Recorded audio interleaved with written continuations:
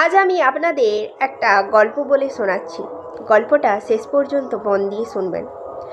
একটা ক্লাসরুম চলছিল 0 থেকে 9 পর্যন্ত এই 10টি সংখ্যার।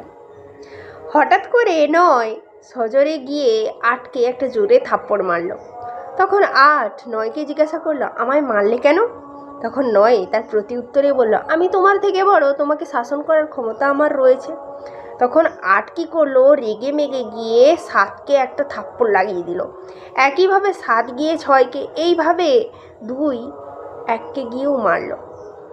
কিন্তু 1 কিছুক্ষণ ভাবলো। তার নিচে যে শূন্য ছিল সে কি করলো জানো? সে ভয়ে গুটিসুটি মেরে দরজার এক কোণে বসে রইল। তখন 1 তাকে বলল, তুমি ভয় পেও না, আমি তোমায় মারবো না, তুমি আমার পাশে এসে দাঁড়াও। আর একসাথে মিলেমিশে এরা হয়ে গেল 10। তখন 9-এর থেকে 10 কিন্তু বড় হয়ে গেল।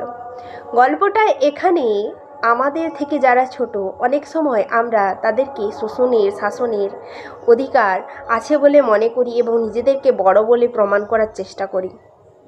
কখনো কখনো গল্পটা তো এমনও হতে পারে, মিলেমিশে একসাথে বড় হওয়ার চেষ্টা করি।